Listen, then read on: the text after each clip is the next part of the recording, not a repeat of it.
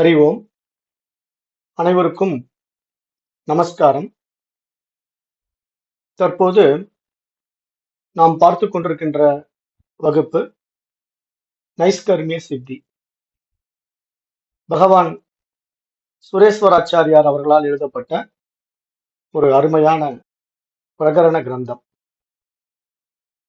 இப்போ இந்த நைஷ்கர்மிய சித்தி அப்படிங்கிற நூல் அந்த ஆத்மாவை அறிவதற்கான அரிதான வழிமுறைகளை எல்லாம் நமக்கு சொல்லிக் கொடுக்கும்போது இங்கு அந்த செயலில் செயலற்ற தன்மையை பற்றி பேசுது.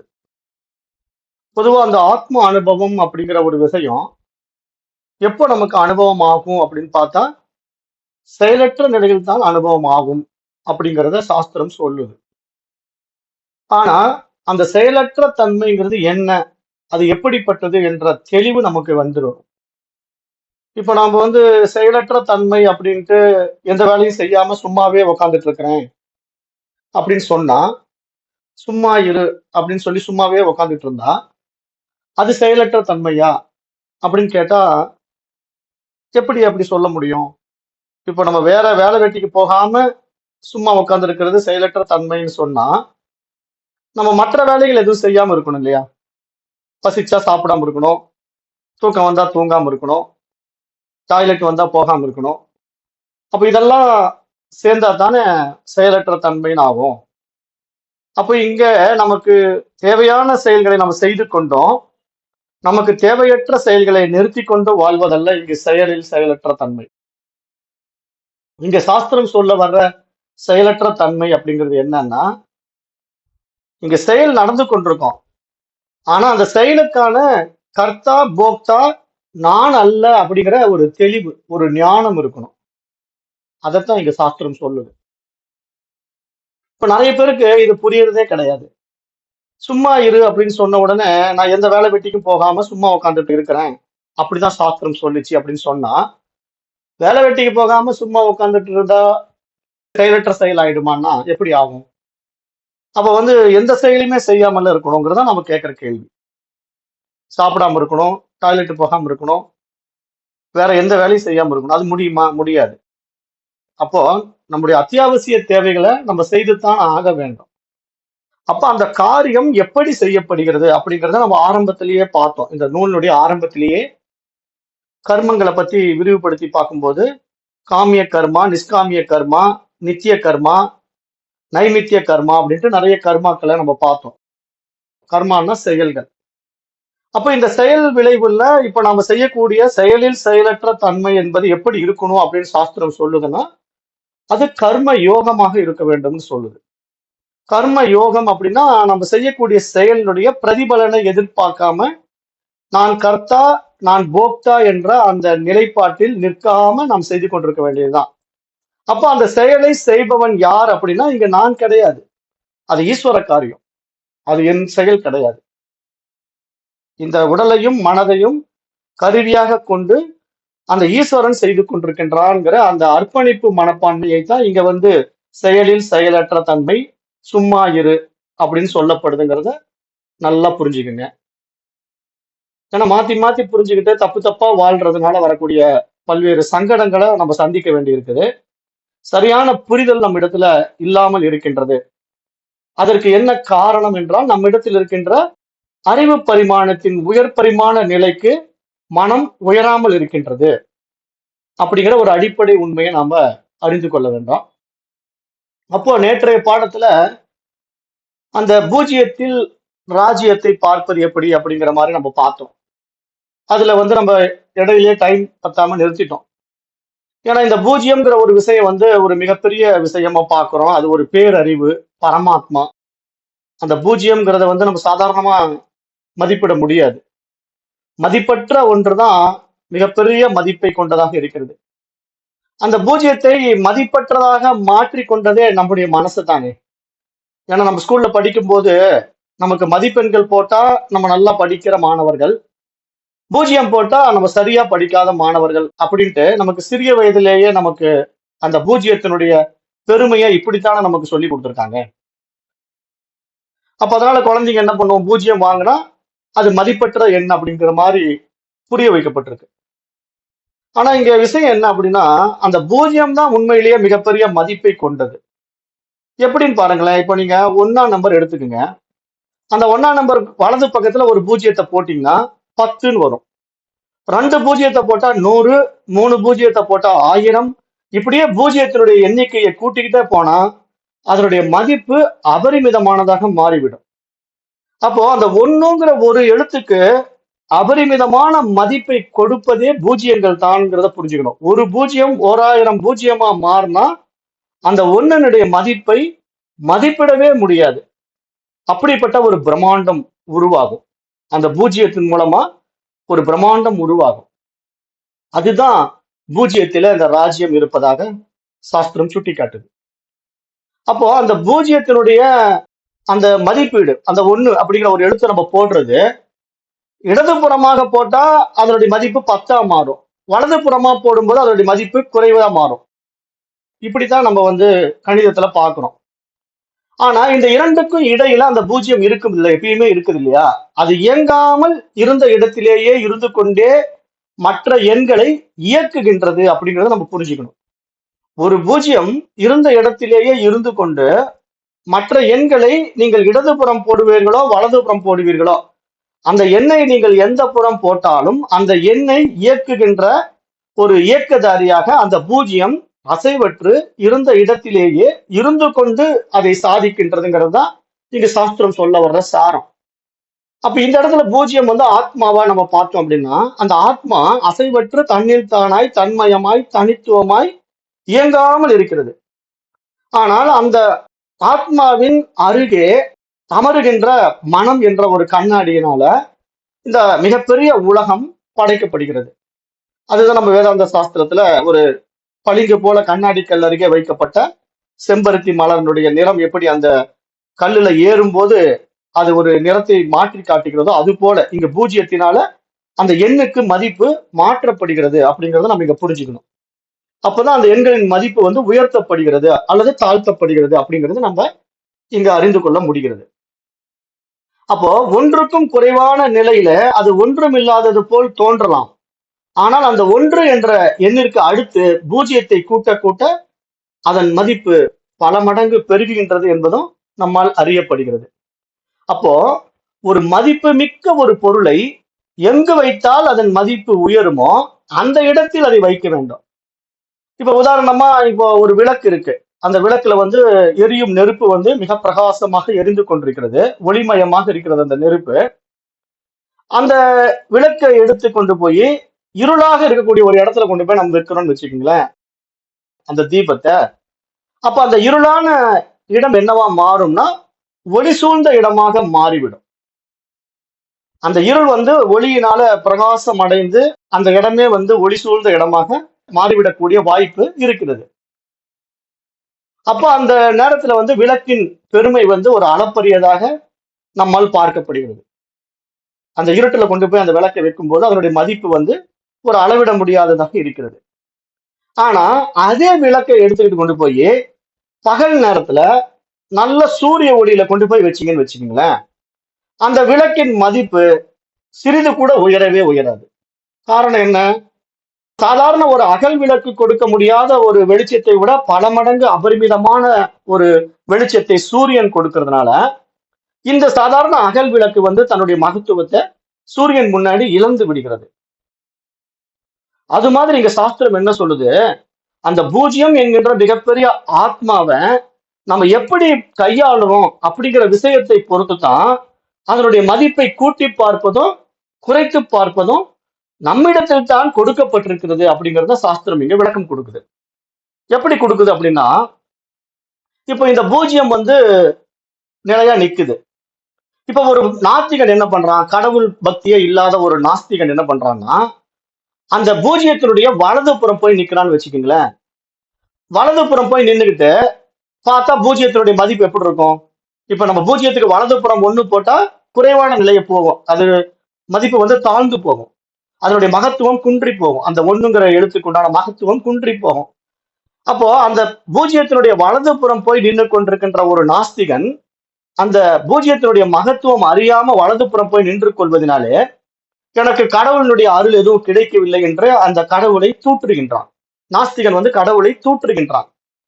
அதுவே ஒரு ஆஸ்திகன் என்ன பண்றான், அந்த கடவுள் என்ற பூஜ்ஜியத்தின் இடதுபுறம் போய் நின்று கொண்டான் என்றால், இப்பொழுது அந்த ஒண்ணுக்கு மதிப்பு என்ன ஆகும்? இடது பக்கம், பூஜ்ஜியத்தோட இடது பக்கம் போய் நிற்கும் போது அது 10ஆ மாறும். மதிப்பு 1ஆம் நம்பர் வந்து 10ஆ மாறிக்கும். அப்ப இங்கு மதிப்பு கூட்டப்படுகிறது. அப்ப இந்த நிலையில அவன் நிற்கின்ற இடம், அந்த பூஜ்ஜியத்தினுடைய வலது பக்கம் நின்னா ஒரு மதிப்பை பெறுகிறான், இடது பக்கம் நின்றால் ஒரு மதிப்பை பெறுகிறான்.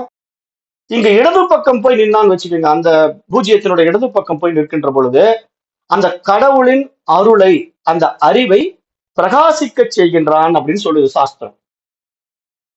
அப்ப இதுதான் இங்க நம்ம புரிஞ்சுக்க வேண்டிய விஷயம். அந்த ஆத்மாவை நம்ம எப்படி புரிஞ்சுக்கிறோம், எப்படி கையாளுறோம் அப்படிங்கிற அடிப்படை தன்மை நமக்கு அறியப்பட வேண்டும். இல்லைன்னா அந்த ஆத்மா தன்னில் தானாய் தனித்துவமாய் இருந்து கொண்டே இருக்கிறது. அதனுடைய மகத்துவம் நமக்கு கையாளப்படுவதில் தான் இருக்கின்றது என்று இங்க சாஸ்திரம் சொல்ல வருது. அதனால அந்த மதிப்பு மிக்க பொருளை எங்கு வைக்க வேண்டும், எப்படி வைத்தால் அதன் மதிப்பு கூடும் குறையும் என்பது நம்மிடத்திலேயே கொடுக்கப்பட்டிருக்கிறது என்பதையும் இங்கு சாஸ்திரம் சுட்டிக்காட்டுது. இப்போ அந்த பூஜ்ஜியத்தினுடைய பலத்தை நம்ம பெற வேண்டுமானால் நம்ம எங்க நிக்கணும், அந்த பூஜ்ஜியத்தினுடைய இடதுபுறத்தில் இருக்க வேண்டும்.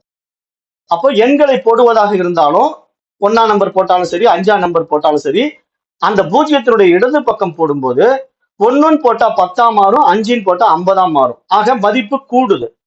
அப்போ இங்க மதிப்பற்ற ஒரு சாதாரண நிலையில் இருக்கிற ஒரு குறையுள்ள எண் கூட அந்த பூஜ்ஜியத்தினோடு சேரும் போது மிகப்பெரிய ஒரு மதிப்பு மிக்க ஒரு நிறைவான எண்ணாக மாறிவிடுகின்றது அப்படிங்கிறது இங்க சாஸ்திரம் அந்த பூஜ்ஜியத்தோட ஒப்பிட்டு, ஆத்மாவோடு ஒப்பிட்டு இந்த விஷயங்களை நமக்கு புரிய வைக்க பார்க்குது. அப்போ இங்க மதிப்பற்ற எண்ணாக நாம் ஏற்றி வைத்துக் கொண்டிருக்கின்ற பூஜ்ஜியத்தினால்தான் மற்ற எண்களுக்கே மதிப்பு வருகின்றது அப்படிங்கிறத இங்க அறிந்து கொள்ள வேண்டும் என்று சுட்டி காட்டுறாங்க. அப்ப அதனால நம்ம வந்து இந்த பூஜ்ஜியத்தை வந்து மிக தரக்குறைவாக, குறைந்த ஒரு மதிப்பெண்கள் பட்டியலில் போட்டு பார்க்கக்கூடாது. அது வந்து நம்முடைய அஜ்ஞானம், அது நம்முடைய கல்வியில் ஏற்றி வைக்கப்பட்ட ஒரு அறியாமை என்பதாகத்தான் இங்க சாஸ்திரம் சொல்ல வர்ற விஷயமாவும் பார்க்கணும். அதனால அந்த பூஜ்ஜியம் வாங்குகின்ற மாணவர்கள் எல்லாம் மடையர்கள் என்று நம்ம முடிவு பண்ணிட முடியாது. காரணம் என்ன அப்படின்னா, இப்ப ஒருத்தன் 100க்கு 100 வாங்குறான் அப்படிங்கிறதுனால அவன் புத்திசாலி, 100க்கு 0 வாங்கிட்டான் அப்படிங்கிறனால அவன் மடையன் அப்படிங்கிறது நம்முடைய பாடத்திட்டங்களுடைய அடிப்படையில தான் அப்படி புரிய வைக்கப்பட்டிருக்கிறதே தவிர, இங்க விஷயம் என்னன்னா 100க்கு 100 வாங்குறவன் மனப்பாடம் பண்ணி வாங்கலாம், பெரிய விஷயமே கிடையாது. ஏன்னா அவன் தன்னுடைய சுய அறிவை பயன்படுத்தாம புற அறிவை பயன்படுத்துறான். வெளியிருந்து ஒரு விஷயத்த மக்கப் பண்றான், மக்கப் பண்ணி அதை பூரத்தை உள்ள திணிச்சுக்கிட்டு அதை கொண்டு போய் வாந்தி எடுக்கிறான். அது ஒரு பெரிய விஷயமே கிடையாது. அதனால அவன் ஒரு சிறந்த மாணவன் என்று சொல்வதனால அந்த நம்முடைய கல்வி திட்டத்தில் வருகின்ற மிகப்பெரிய குறைபாடா பார்க்கப்படுது. ஆனா இந்த மாணவன் வந்து அந்த மாதிரி ஒரு விஷயத்த மக்கப் பண்ணாம இவன் சொந்தமா இவனுடைய கருத்துக்களை வெளியிட விரும்புறான், இவன் சுய அறிவில் பிரகாசிக்க விரும்புகிறான். அப்ப இவனுடைய அந்த விஷயம் இவனுடைய சொந்த அறிவிலிருந்து வெளிப்படக்கூடிய விஷயங்களை அறிந்து கொண்டு அதற்கு மதிப்பெண்ணிடுவதற்கான ஆசிரியர்கள் இல்லை இன்றைக்கு காலகட்டத்துல. அப்ப அதனால அவங்க என்ன பண்றாங்க, சிலபஸ்ல இல்லாத சப்ஜெக்ட் அவன் எழுதிட்டான், ஆகவே இவனுக்கு மதிப்பெண் கிடையாது அப்படின்னு சொல்லி பூஜ்ஜியத்தை போட்டுடுறாங்க. அப்ப இங்க என்ன நடக்குது, நம்முடைய கல்வி திட்டத்தினுடைய மிகப்பெரிய குறைபாடு என்ன அப்படின்னு பார்த்தா, ஒரு மாணவனுடைய சுய அறிவை பிரகாசிக்க வைக்கக்கூடிய கல்வி திட்டம் நம்ம இடத்துல இல்ல. கொடுக்கப்பட்டதை அப்படியே உள்ள கொண்டு போய் திணிச்சுக்கிட்டு அதை வாந்தி எடுக்கக்கூடிய கல்வி திட்டம் தான் நம்ம இடத்துல கொடுக்கப்பட்டிருக்கு. அப்ப இங்க மக்கப் பண்றது, மனப்பாடம் பண்றதா தான் நம்முடைய பாடத்திட்டங்கள் எல்லாம் அமைக்கப்பட்டிருக்கிறதுனால பெரும்பாலான மாணவர்கள் என்ன பண்றாங்கன்னா அந்த புற அறிவை ஏற்றி வைத்துக் கொண்டு அதை கொண்டு போய் வாந்தி எடுத்துட்டு வந்துட்டு நான் அந்த படிப்புல முன்னேறிவிட்டேன், நான் பெரிய ஆள் ஆயிட்டேன்னு சொல்றான். என்ன பிரயோஜனம்? அது சும்மா மனப்பாட பகுதி. ஏற்றி வைத்துக் கொண்டதை அங்க கொண்டு போய் இறக்கி வச்சுட்டு வரான் எக்ஸாமினேஷன் சென்டர்ல. அது என்ன பிரயோஜனம்? ஒரு பிரயோஜனம் இல்லை. ஆனா தன்னுடைய சுயம் பிரகாச அறிவை பிரகாசிக்க வைக்கின்றவன் அந்த வெளியிருந்து ஏற்றி வைக்கப்பட்ட அறிவிற்கு அப்பாற்பட்ட தன்னுடைய சுய அறிவை பிரகாசிக்கிறான் பாருங்க. அந்த பிரகாசம் தான் மிகப்பெரிய ஒரு ஞானமா வெளிப்பட்டிருக்கிறத நம்ம பார்க்கிறோம். இப்ப நம்முடைய சனாதன தர்மத்தின் வழிவந்த சான்றோர்கள் எல்லாம் நீங்க பாருங்க, அப் டு ரமணர் வரைக்குமே பார்க்கலாம். ஏன்னா நம்ம நவீன காலத்துல வாழ்ந்து மறைந்த மகான்களில ரமண மகரிஷியை நம்ம பார்க்கிறோம் நம்ம தமிழ்நாட்டுல. மற்ற நாடுகளில, மற்ற மாநிலங்கள்ல நிறைய ஞானிகள் மகான்கள் வந்து போயிருக்கிறாங்க. அப்ப நம்ம தமிழ்நாட்டில் இருக்கக்கூடிய ஒரு ரமண மகரிஷினுடைய பாடல்கள் எல்லாம் நீங்க எடுத்து பாத்தீங்கன்னா, அவருடைய பாண்டித்யம், அவருடைய புலமை தன்மை எப்படி வெளிப்பட்டு இருக்குங்கிறத நம்ம பார்க்கலாம் இல்லையா? உள்ளது 40 அவருடைய நூல்கள், பாடல்கள் எல்லாம் பார்த்தீங்கன்னா, அப்படி ஒரு ஞானம் அதுல வெளிப்பட்டதா காண முடிகிறது. ஆனா உண்மையிலேயே ரமண மகரிஷி பெருசா படிக்கவே இல்ல. ஸ்கூல்ல இருந்து நின்னுட்டாரு அவரு. அப்ப என்ன இங்க புரிஞ்சுக்கணும்? ஒரு ஸ்கூல்ல போய் படிச்சு பயங்கரமா அந்த டிகிரி வாங்குறவன் தான் பெரிய படிப்பாளின்ட்டோ, ஸ்கூல்ல படிக்கவே இல்ல அதனால அவன் முட்டாள்ட்டோ நம்ம வந்து மதிப்பிட முடியாது. இங்க சுயத்திலிருந்து வெளிப்படக்கூடிய ஆற்றல், அந்த அறிவு சாதாரணமா ஸ்கூல்ல போய் படிச்சவனை விட பெரிய விஷயங்களை வெளிப்படுத்த முடியும். அது உள்ள பிரகாசிக்கணும். வெளியிருந்து ஏத்தி வச்சுக்கிட்டு இறக்குறதல்ல இந்த பாடம். அதனாலதான் நம்முடைய கல்வி திட்டம் வந்து பெரும்பாலும் வந்து ஃபெயிலியர் நம்ம சொல்றோம். எந்த ஒரு மாணவனுக்கும் அவனுடைய சுயத்தை வெளிப்படுத்துவதற்கான சந்தர்ப்பம் இந்த கல்வியில கொடுக்கப்படுவதே கிடையாது. அப்படியே கொடுக்கப்பட்டதை நீ மனப்பாடம் பண்ணணும், படிக்கணும், அதை அப்படியே கொண்டு போய் ஒப்புவிக்கணும், எக்ஸாமினேஷன் அப்படியே எழுதணும். அதுல கொஞ்சம் மாற்றுப்பட்டு இவனுடைய சொந்த கருத்தை சொல்லிட்டானா அது சிலபஸ்ல இல்ல அப்படின்ட்டு அவனுக்கு மார்க் குறைச்சிடுவாங்க. அப்ப இப்படித்தான் வந்து போயிட்டு இருக்கிற பள்ளிக்கூடமா இருக்குது நம்ம இன்னைக்கு போற பள்ளிக்கூடம் எல்லாம். ஏன் எதற்காக இங்க சொல்றோம் அப்படின்னா, இங்க அந்த அறிவு பிரகாசிப்பதற்கு நாம் சந்தர்ப்பம் கொடுப்பதில்லைன்னு சொல்றேன். ஏன்னா இங்க ஆத்மாவோடு நம்ம இணைவதற்கான வாய்ப்பை நம்ம எப்படி பார்க்கிறோம்? அந்த பூஜ்ஜியத்துக்கு இடது பக்கம் நிக்கிறோமா, வலது பக்கம் நிக்கிறோமாங்கிறத பொறுத்து தான் நம்ம ஆஸ்திகனாவும் நாஸ்திகனாவும் வாழ்வதற்கான அந்த வாழ்க்கை முறை அமைக்கப்பட்டிருக்கு. அப்ப நமக்கு இந்த இடது புறத்தை தேர்ந்தெடுத்தோம்னா நம்ம வாழ்க்கை அற்புதமாக மாறிவிடும். அந்த ஆத்மாவினுடைய இடதுபுறம் நம்ம போகும்போதுதான் அந்த ஜீரோவுக்கு வந்து மதிப்பு காட்டப்படுது. ஒண்ணு வந்து இடது பக்கம் போடும் போது 10ஆ மாறுது. அதை புரிஞ்சுக்க சொல்றாரு. அப்போ இந்த இறை நம்பிக்கை என்பது பூஜ்ஜியத்திற்கு இடதுபுறம் இடும் எண்ணாகவும், அவநம்பிக்கை என்பது பூஜ்ஜியத்திற்கு வலதுபுறம் இடும் எண்ணாகவும் உள்ளது என்று சொல்றார். அப்ப இதிலே நாம் தேர்ந்தெடுக்கும் பாதையை பொறுத்துத்தான் நாம் நினைத்த இலக்கை நாம் வெற்றிகரமாக அடைய முடியும்னு சொல்றார். இப்ப நம்ம வந்து பூஜ்ஜியத்துக்கு இடது பக்கம் போனா 10ங்கிற மதிப்பை பெறுவோம், வலது பக்கம் போனா அந்த பூஜ்ஜியத்தை விட குறைவான மதிப்பை பெறுவோம். அப்ப இதுல என்ன பிரச்சனை? நம்ம எந்த இடத்தை தேர்ந்தெடுக்கிறோம்ங்கிறது தான் இங்க விஷயமே அடங்கி இருக்குங்கிறத சொல்றாரு. அப்ப அந்த அடிப்படையில இப்ப நம்ம பார்க்கும்போது நம்ம எப்படி பார்க்கிறோம் அப்படின்னா, இப்ப நம்ம இந்த ஆன்மீக பாதையில வர்றதுனால அவரவர்கள் ஏற்றி வைத்துக் கொண்ட விஷயத்த அதுதான் சரிங்கிற மாதிரி ஒரு அடமண்டா இருக்கிறோம். இதற்கு எப்படி நம்ம உதாரணம் புரிஞ்சுக்கலாம் அப்படின்னா, இப்ப ஒரு சிறிய குழந்தை வந்து கண்ணை மூடிக்குது. கண்ணை மூடிக்கிட்டு அந்த உலகத்தை பாக்குது. உலகம் பூரா இருட்டா தெரியுது அந்த குழந்தைக்கு. கண்ணை மூடின உடனே உலகம் இருண்டு போகுது. உடனே அந்த குழந்தை என்ன சொல்லுது? இந்த உலகம் இருண்டு போச்சுங்க அப்படிங்குது. அந்த குழந்தைக்கு கண்ணு மூடப்பட்டதுனால அதுக்கு இருட்டாயிடுச்சு. இருட்டான உடனே இந்த உலகம் இருண்டு போச்சுங்கிறது அந்த குழந்தையினுடைய மதிப்பு எண்ணம். அப்ப நம்ம இங்க என்ன புரிஞ்சுக்கணும்? அந்த குழந்தையை பொறுத்த வரைக்கும் தான் அந்த உலகம் இருட்டாயிடுச்சு. வெளியே இருக்கிற நாமெல்லாம் இந்த உலகத்தை இருட்டா பார்க்கல. நம்ம இயல்பா பார்த்துட்டு இருக்கிறோம். ஆனா அந்த குழந்தையினுடைய புரிதல் வந்து ரொம்ப குறைவா இருக்கிறதுனால அது என்ன சொல்லுதுன்னா, கண்ணை மூடிக்கிட்டு உலகம் இருண்டு போச்சுன்னு சொல்லும். இதுக்கு வந்து நம்ம பழமொழியும் சொல்றோம். பூனை கண்ணை மூடிக்கிட்டு உலகமே இருண்டு போச்சுன்னு சொல்லுதுன்னு சொல்றோம் இல்லையா? அந்த ஓமானத்தை எடுத்து ஒப்பிட்டு பார்க்கிறோம். அப்படி பார்க்கும்போது இப்ப ஒரு அறியா குழந்தை, அறிவு முதிர்ச்சி பெறாத ஒரு குழந்தை தன்னுடைய கண்ணை மூடிக்கொண்டு உலகம் இருண்டு விட்டது என்று சொல்வது போல, இங்கு அஞ்ஞானி என்ன பண்றான்? ஒரு சாதாரண சாதகன் தன்னுடைய மனதை மனோநாசம் செய்யக்கூடிய நிர்விகல்ப நிலையிலே நின்று கொண்டு இந்த உலகம் இல்லை என்று சொல்கிறான். அப்போ இப்ப நம்ம எப்படி இதை புரிஞ்சுக்கணும்? ஒரு நிர்விகல்ப நிலைக்கு போகின்ற ஒரு யோகி, சாதாரண மனிதன், அவனை பொறுத்த வரைக்கும் இந்த உலகம் இல்லை, உலகம் இல்லை என்று சொல்கிறான். ஆனா அது நமக்கு எப்படி தெரியுதுன்னா, குழந்தை கண்ணை மூடிட்டு உலகமே இருண்டு போச்சுங்கிற மாதிரி இப்ப நமக்கு தெரியுது. ஏன்னா நீங்க யோசனை பண்ணி பாருங்களேன், ஒரு குழந்தை கண்ணை மூடிக்கிறதுனால உலகமே இருண்டு போச்சுன்னு சொல்றது எப்படி ஒரு அபத்தமா இருக்கும்.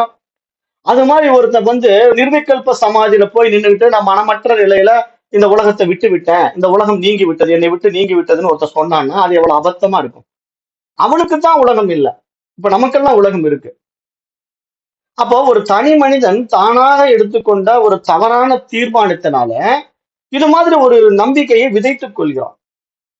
ஒரு அவநம்பிக்கைய இந்த மாதிரி போய் புரியாம ஏற்றி வைத்துக் கொண்டு அதை சரி என்று சாதிக்கிறான். இதுதான் அஞ்ஞானியுடைய நிலை. அப்ப இவர்களை பொறுத்தவரை அவர்களுடைய நிலை அப்படித்தான் இருப்பதினால மற்றவர்களுக்கும் அப்படி இருக்க வேண்டும் என்ற வாய்ப்பு, அந்த சந்தர்ப்பம் இல்லையே இல்லை என்று இங்க சொல்றார். அப்ப அதை நம்ம நல்லா புரிஞ்சுக்கணும். ஏன்னா இங்க வந்து ஒவ்வொருத்தரும் ஒவ்வொரு விஷயத்தை மனசுல ஏற்றி வைத்துக் கொண்டு அதுதான் சரி என்பதாக சாதித்துக் கொண்டிருக்கின்றான். அது காரணம் என்ன? அவரவர்கள் ஏற்றி வைத்துக் கொண்ட மனப்பாங்கு, மனப்போக்கு. அது நம்முடைய அஜ்ஞானம் அப்படின்னு சொல்றாரு. ஏன்னா அறிதல் இல்லாததுனால, சரியான புரிதல் இல்லாததுனால இது போன்ற தவறுகளை நாம் செய்து கொண்டிருக்கின்றோம்.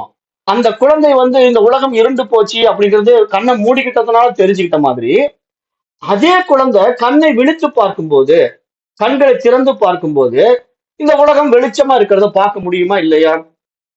அப்போ அந்த குழந்தை மீண்டும் கண்களை திறந்து பார்த்து இந்த உலகம் ஒளிமயமாக இருக்கிறது, வெளிச்சமாக இருக்கிறது என்று சொல்வது போல, இது மாதிரி ஏகப்பட்ட அறியாமையில சிக்கிக் கொண்டிருக்கின்ற அஞ்ஞானிகள் தன்னுடைய மனதை திறந்து பார்த்தால்தான் அவனிடத்தில் அறிவு பிரகாசிக்கும்னு சொல்ல வர்றாரு. இதுதான் இங்க பாயிண்ட். இங்க என்ன சொல்ல வர்றாருன்னா, அவரவர்கள் தவறான புரிதல்களை ஏற்றி வைத்துக் கொண்டு அதுதான் சரி என்று சாதித்துக் கொண்டிருக்கின்ற வரைக்கும் நாம் அடைய வேண்டிய இலக்கை அடைய முடியாது. காரணம் என்ன என்றால் நம்முடைய தவறான புரிதலை நாம் சரி என்று வாதிடுவதற்கு சமம். அதுதான் அந்த குழந்தை செய்து.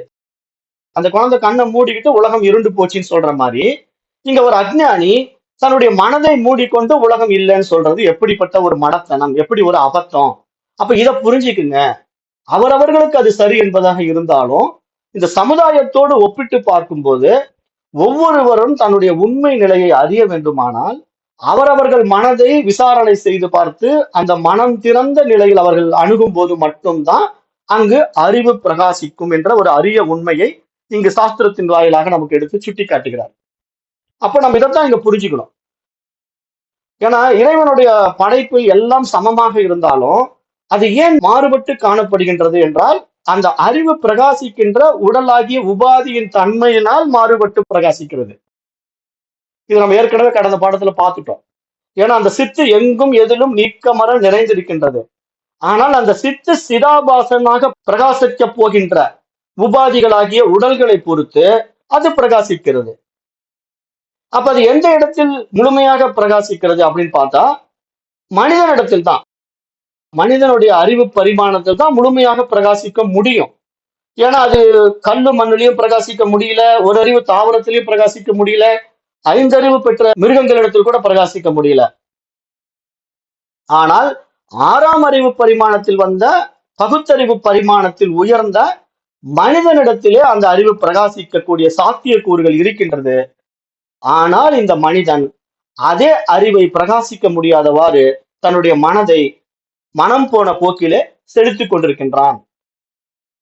அவரவர்கள் பிடித்து வைத்துக் கொண்ட விஷயங்களிலே சிக்கிக் கொண்டிருக்கின்றார்கள் இங்க சுட்டி காட்டுறார். அப்போ நம்ம இதைத்தான் இங்க புரிஞ்சுக்கணும். நம்முடைய அஜ்ஞானம் எங்க இருக்குது, எப்படிப்பட்ட அறியாமை விஷயங்களை நான் ஏற்றி வைத்துக் கொண்டிருக்கின்றேன், அப்ப எப்படிப்பட்ட விஷயங்கள்ல இருந்தெல்லாம் நான் விடுபட வேண்டும் அப்படிங்கிறத நம்முடைய மனதையே நம்ம விசாரணை செய்து பார்க்கும் பொழுதுதான் நமக்கு அந்த விவேகம் வந்து அந்த அறிவு நம்முடைய மனதிலே பிரகாசிக்க தொடங்கும். அப்பொழுது மட்டும்தான் நமக்கு அந்த ஆத்மா அனுபூதி, ஆத்ம ஞானம் உண்டாகும் என்பதை இங்க சுட்டி காட்டுறாங்க. அப்ப இதற்கான விளக்கங்களை தான் இந்த மாதிரி உதாரணங்கள் மூலமா நமக்கு புரிய வைக்க பாக்குறாங்க, மகான்கள் வந்து புரிய வைக்க பாக்குறாங்க. அப்ப இதை எப்படி திருப்பி சொல்ல வர்றாருன்னா, இந்த புத்திசாலித்தனத்தை பத்தி ஒரு விளக்கம் கொடுக்கிறாரு. எப்படி கொடுக்கிறாருன்னா, இப்ப ஒருத்தன் வந்து அருகில் உள்ள ஒரு ஊருக்கு போக ஆசைப்படுறான். இப்ப அந்த ஊருக்கு அவன் போகணும்னா இடையில வந்து ஒரு ஆறு வந்துடுது. அந்த ஆறை தாண்டி போகணும்னா அதற்கான சுற்றுப்பாதையும் அவனுக்கு இருக்குது, இன்னொரு பாதையும் இருக்கு. இப்ப ஆறை தாண்ட முடியல, அவன் என்ன பண்றான், சரி ஆற்ற நீச்சல் அடிச்சு தாண்ட முடியாது, சரி நம்ம கம்மன் அந்த சுற்றுப்பாதையிலே போலாம் அப்படின்னு சொல்லி ஒரு 10 கிலோமீட்டர் சுற்றி அந்த ஆற்றுக்கு அந்த புறம் உள்ள ஊரை சென்று அடைகிறான். காரணம் இடையில ஒரு ஆறு ஓடுகிறது. அந்த ஆறை கடக்க முடியாத நிலை அவன் இடத்துல காணப்படுவதனால அவன் ஒரு 10 கிலோமீட்டர் சுற்றி போய் அந்த ஊரை அடைகிறான். அதுல இன்னொருத்தன் என்ன பண்றான், இதற்கு மாற்று வழியை யோசிக்கிறான்.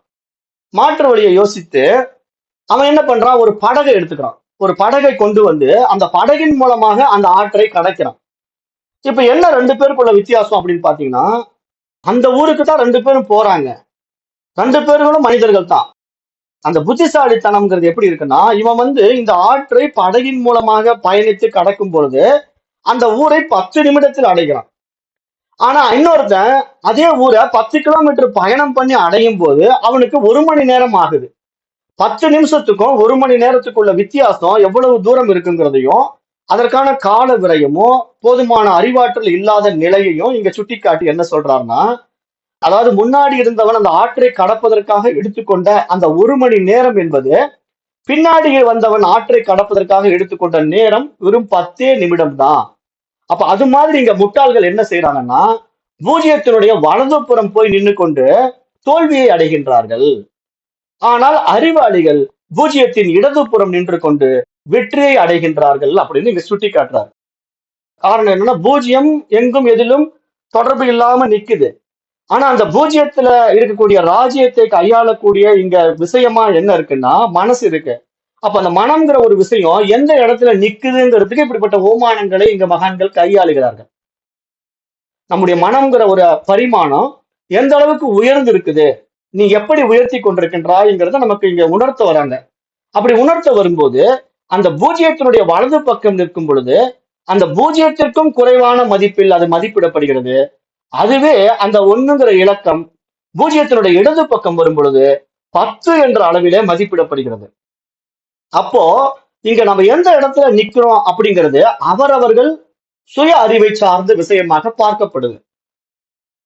அப்போ மனிதன் என்பவன் பொதுவாக படைக்கப்பட்டிருந்தாலும், எல்லோருக்குமே 2 கண்ணு 2 காலு 2 கை அப்படிங்கிறது எல்லோருக்கும் பொதுவாக கொடுக்கப்பட்டிருந்தாலும், மனிதன் மனிதனாக காணப்பட்டாலும் அந்த அறிவு பரிமாணத்தின் உயர்நிலையாகிய 6ஆம் அறிவிலே அவன் எந்த அளவுக்கு தன்னை பயன்படுத்துகின்றான், தன்னை பக்குவப்படுத்தி வைத்திருக்கின்றான்ங்கிறது அவரவர்கள் தனித்த மனம் சார்ந்த விஷயமாக பார்க்கப்படுகிறது. அப்ப அதனாலதான் நம்ம இங்க மீண்டும் மீண்டும் சொல்றோம், அவரவர்கள் மனதிலே இருக்கக்கூடிய அந்த கசடுகளை, கண்ட குப்பைகளை உள்ளே வைத்துக்கொண்டு இது போன்ற பாதையிலே நம்ம பயணிக்கும் போது நமக்கு கால விரயம் உண்டாகும். சரியான நேரத்திலே சரியான விஷயத்தை நாம் ஏற்றுக்கொள்ள முடியாத நிலையில சிக்கிக் கொள்வோம். இது நம்முடைய விவேகமற்ற நிலை என்பதை இங்க மகான்கள் சுட்டிக்காட்டி, அதை புத்திசாலித்தனத்தினால எப்படி அந்த ஆற்றை கடப்பதற்கு ஒருத்தன் படகை பயன்படுத்தி 10 நிமிடங்களில் கடந்தானோ, அது போன்று இங்கு உன்னுடைய சுய அறிவை பயன்படுத்தி நீ அடைய வேண்டிய இலக்கை இந்த பிறவியிலேயே அடைவாயாக என்பதாக இங்க மகான்கள் சுட்டிக்காட்டுகின்ற விஷயமாக நம்ம இங்க பார்க்கிறோம். அப்ப அதைத்தான் இங்க சாஸ்திரம் சொல்ல வரும்போது அந்த பூஜ்யத்தை தான் இங்க பூர்ணம்னு சொல்லுது. பூர்ணம்னா என்ன? நிறைவு, முழுமையின் அர்த்தம். அப்ப நம்ம உபனிஷத்து மந்திரம் கூட இருக்கு இல்லையா? பூர்ணமத பூர்ணமிதம் பூர்ணாத் பூர்ணமுதச்சதே பூர்ணஸ்ய பூர்ணமாதாய பூர்ணமேவாவசிஷ்யதே ஓம் சாந்தி சாந்தி சாந்தி அப்படிங்கிற உபனிஷத் மந்திரம். அந்த முழுமையிலிருந்து முழுமையை பிரித்து எடுத்தாலும் அங்கு எஞ்சி இருப்பது முழுமைதான் அப்படிங்கிற ஒரு மிகப்பெரிய ரகசியத்தை சொல்லுது. ஏனென்றால் அந்த முழுமையை பிரிக்கவே முடியாது. அப்படியே நீ மனம் என்ற ஒரு விஷயத்தின் வாயிலாக அதை பிரிக்க முயற்சி செய்து பிரித்து பார்த்தாலும் அங்கு மீண்டும் எஞ்சி இருப்பது முழுமைதான் தவிர முழுமையை என்றும் பிரிக்கவே முடியாது. அப்ப அந்த முழுமைங்கிற வார்த்தைக்கே என்ன பொருள் என்றால், அது நிறைவானது, முழுமையானது, பூரணமானது அப்படின்னு தான் அதுக்கு அர்த்தம். அப்ப அதனாலதான் நம்ம பௌர்ணமிங்கிறத முழு நிலவா பாக்குறோம். அந்த முழு நிலவுல கொஞ்சம் தேஞ்சி போனாலும் நம்ம அதை தேய்பிறைங்கிறோம் அல்லது வளர்ப்பிறைன்னு சொல்றோம். ஏன்னா அதை முழுவான பௌர்ணமியா நம்ம பார்க்க மாட்டோம். அது மாதிரி இங்க அறிவு பூரணமா இருக்கு. அதுல ஒரு சிறு குறை கூட கிடையாது. ஒரு சிறு குறை இருந்தால் கூட அது அறிவாக இருக்க முடியாது. அப்ப இறைவன் பூரணமானவன், அவன் சிறிது கூட குறைகள் அற்றவன். அப்படிப்பட்ட ஒரு நிறைவாக இருக்கின்றான். அவனைத்தான் இங்க பூஜ்யம் என்று பெருமைப்படுத்துது சாஸ்திரம். அப்படிப்பட்ட பூரணத்தை பூஜ்யம் என்பதாக கூறி பெருமைப்படுத்துகின்றது. அப்ப அந்த பெருமையின் காரணமாக இங்கு எல்லாம் முழுமையில் இருக்கிறதுங்கிறத புரிந்து கொள்ள வேண்டும் என்று சொல்றார். அப்ப பூரணம் என்றால் முழுமை பெற்றது, எடுக்க எடுக்க குறையாதது என்கிறது உபநிடதம். அப்படி பார்க்கும்போது இதுல இன்னொரு தத்துவம் அடங்கி இருக்கிறதுன்னு சொல்றார். இன்னொரு தத்துவம் என்னன்னா, நம்முடைய சனாதன தர்மத்தின் வழியில வருகின்ற சாஸ்திரம் சொல்லுகின்ற இந்த சக்தி இல்லையே சிவமே சவம் என்பது சொல்லப்படுது. ஏன்னா இங்க சிவம் சவம் அப்படிங்கிற வார்த்தை என்ன அப்படின்னா, அந்த உயிரோட்டம் இருந்தா அது சிவம், உயிரோட்டம் இல்லைன்னா அது சவம். அப்ப இங்க உயிரோட்டம் உணர்வு ஓட்டம் என்கிறது இருந்தா மட்டும்தான் அது மதிக்கப்படுது. உணர்வு இருந்தா அது மதிக்கப்படக்கூடிய ஒரு உயிருள்ள பொருளா பார்க்கப்படுது. உணர்வு இல்லாம ஜடமா இருந்தா அது உயிரற்ற சவமாக பார்க்கப்படுது. அப்ப இங்க கல்லு மண்ணு எல்லாம் எப்படி இருக்கு? சமம் மாதிரி இருக்கு. அதுக்கு ஒண்ணும் ஜடம் மாதிரி இருக்கு. அதுக்கு ஒண்ணும் உணர்வே கிடையாது. அதனாலதான் நம்ம அது சடம் அப்படிங்கிறோம். தமிழ் வார்த்தையில சடம், அதே சடலம் என்று சொல்றோம். சடலம் அப்படிங்கிற வார்த்தையும் அதே வார்த்தை தான். சடம் சடலம் அப்படின்னாலும் அங்க உணர்வு கிடையாது. அதுவே இங்க உணர்வு வந்துருச்சுன்னு வச்சுக்கோங்க, அது அசடம். அது அந்த மாதிரி நிலைக்கு நம்ம இங்க கொண்டு போகுது. அதாவது உணர்வு நிலைக்கு வருது. அதை சிவம் என்று சொல்லுது. அப்ப சிவம் சவம் என்ற ரெண்டு விஷயத்துல இங்க சாஸ்திரம் என்ன சொல்லுது, அந்த சக்திங்கிற ஒரு விஷயம் இல்லைன்னா சிவம் கூட சமம் மாதிரி இருக்குது அப்படின்னு சொல்லுது. அதுதானே உண்மை. இப்ப பூஜ்யம்ங்கிற ஒரு விஷயம் மதிக்கப்படாததாக இருக்குது, யாராலும் மதிக்கப்படாத ஒன்றாக பார்க்கப்படுது. ஆனா அந்த பூஜ்யத்தின் அருகிலே ஒன்று என்ற ஒரு எண்ணை கொண்டு போய் இடது பக்கம் போட்டோம் அப்படின்னா 10 என்பதாக மதிக்கப்படுது. ஒரு 10ஆம் என்ற எண்ணாக நம்ம பார்க்கப்படுது. அப்ப பூஜ்யத்துக்கே மதிப்பு எப்ப வருது, 10ங்கிற எண்ணின் மூலமா வருதுன்னாலும் அந்த 1வது எண் எந்த பக்கம் போடுறோமோ அதை பொறுத்து அங்க மதிப்பு கூடுது அந்த 1வது எண்ணுக்கு. அது மாதிரி இங்க என்ன சொல்றாருன்னா, மனதிற்கு ஒரு சக்தி கூடுது இல்லையா, மனம் என்ற ஒரு விஷயம் அறியப்படுகிறது இல்லையா, அது இந்த அறிவோடு இணையும் போதுதான் அந்த மனதிற்கே ஒரு மகத்துவம் இருக்குதுன்னு சொல்றாரு. ஏன்னா சிவத்தோட சக்தி சேரும் போது அந்த சிவசக்தி சுரூபமாக இருக்கக்கூடிய அர்த்தநாரீஸ்வர தத்துவத்தினுடைய தன்மை என்னன்னா, அசையாத சிவம் அசைகின்ற சக்தியோட இணையும் போது அங்கு சக்தி பிரவாகம் உண்டாகுது. அப்ப அதனாலதான் சிவம் இருக்கதே தெரியுது. சக்தி போய் சிவத்தோட இணையும் போதுதான் சிவமே ஒண்ணு இருக்குதுங்கிறத அறியப்பட முடியும். இல்லைன்னா சிவம் இருக்கிறதே அறியப்பட முடியாது. அப்ப சக்தியும் சிவமும் சேர்ந்தால்தான் இந்த உலகம். அதை சொல்லி என்ன சொல்றாருன்னா, அந்த சிவம் பூஜ்யமாக அமர்ந்திருக்கும் போது அவருடைய இடது புறத்திலே சக்தி போய் சேரலான்னு வச்சுக்கோ. பூஜ்யத்தினுடைய இடது புறத்திலே சக்தியானது போய் இணைகின்ற பொழுது சிவசக்தி ஸ்வரூபமாக அது மாற்றப்படுகிறது. இப்படித்தான் இந்த இறை தத்துவம் இங்கு விளக்கப்படுகிறது அப்படின்னு சொல்றாரு.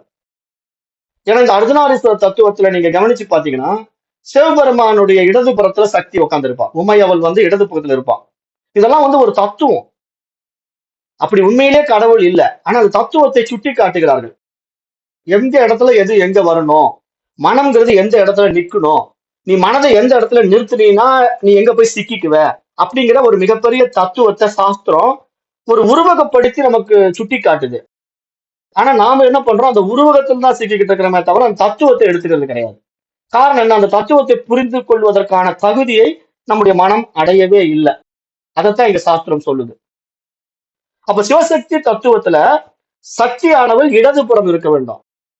வலதுபுறம் போயிட்டா பிரச்சனை ஆயிடும். காரணம் என்ன, வலதுபுறமே போடக்கூடாதும்பாங்க. அதனாலதான் சாஸ்திரம் இடது பக்கத்துல சக்தியை போட்டிருக்கோம். வலது பக்கம் போட்டா தகுதி இழந்துடும்.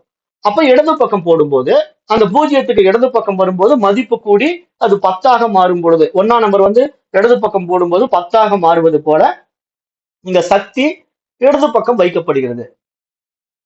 அப்ப அதனால என்ன சொல்றாருன்னா, அந்த சிவம் பூஜ்யமாக அமர்ந்திருக்கும் போது அவருடைய இடதுபுறம் சக்தி அமர இருவரும் சிவசக்தி ஆகின்றார்கள்.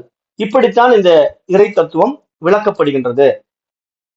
ஆக பூஜ்யம் தனித்திருந்தால் அதன் அருமை பெருமையை அனைவரும் அறிய முடியாது என்பதனாலே பூஜ்யத்தினுடைய இடது புறமாக ஏதாவது ஒரு எண்ணை கொடுக்கும் போது அந்த எண்ணிற்கு மதிப்பு கூடுவது போன்று சர்வ வல்லமை பொருந்திய சிவத்தின் இடது பக்கத்திலே சக்தி அதனுடைய ஆற்றல் உண்டாகும் போது அது எல்லையற்ற உலகமாக விரிகிறது, இந்த பிரபஞ்சமாக விரிகிறது.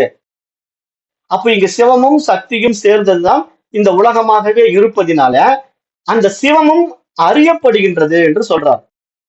சிவமும் அறியப்படுகின்றது, இல்லையேல் அது சவம் போல அசைவற்று இருக்கின்றது அப்படிங்கிற ஒரு மிகப்பெரிய உண்மையை இங்க உணர்த்த வருகிறார்கள் ஞானிகள். அப்ப நம்ம அதை புரிஞ்சுக்கணும். ஏன்னா இப்ப நம்ம ஆத்மா ஆத்மா அப்படின்னு நம்மளை பத்தி நம்ம பேசும்போது அந்த ஆத்மாவுடைய நிலை அசைவற்ற தன்மை, அது எதிலும் சம்பந்தப்படாது, எதனோடும் தொடர்பு கொள்ளாதது, தண்ணீர் தானாய் தன்மயமாய் தனித்துவமாய் இருப்பது. அது அசங்கன், எதிலும் சங்கமிக்காதது. அது நிர்குணம், எந்த குணங்களும் இல்லாதது. அது நிர்மலம், எந்த மலங்களும் இல்லாதது. அது நிரஞ்சனம், எந்த அழுக்கும் அற்றது. அப்ப அப்படிப்பட்ட ஒரு மகா சக்தியாகிய அந்த சிவம் யாராலும் உணரப்பட முடியாதது. ஏன்னா அது எதனோடும் சம்பந்தப்படாதது. அப்ப எப்படித்தான் நான் அதை தெரிஞ்சுக்கிறதுங்க அப்படின்னு கேட்டா, அதுக்குத்தான் சாஸ்திரம் ஷார்ட் ரூட் சொல்லுது. அப்ப எதனாலும் தொடர்பு கொள்ள முடியாத ஒன்றை நீ தொடர்பு படுத்தி பார்க்க வேண்டுமானால் அதனோடு தொடர்பு செய்ய வேண்டிய விஷயத்தை நீ எப்படி பார்க்க போகின்றாய், இடது பக்கம் இருந்து பார்க்க போகின்றாயா, வலது பக்கம் இருந்து பார்க்க போகின்றாயாங்கிற அந்த தத்துவத்தை கொடுக்குது. அப்ப அந்த தத்துவத்தின் அடிப்படையில இங்கு மனமானது புனிதமாகும் பொழுது, தூய்மையாகும் போது, அது நமக்கு என்ன நடக்குது? தூய்மையான மனமானது மதிப்பு கூட்டும் மனமாக மாறி அந்த சிவத்தை பிரகாசித்து காட்டுகிறது. அந்த மனதிலே அந்த சிவம் பிரகாசிக்கின்றது, அந்த அறிவு பிரகாசிக்கின்றது. அதுவே அழுக்கடைந்த மனமாக இருக்கும்போது அது வலது பக்கமாக வந்து அந்த சிவத்தை அறிய முடியாத சமமாக போகின்றது.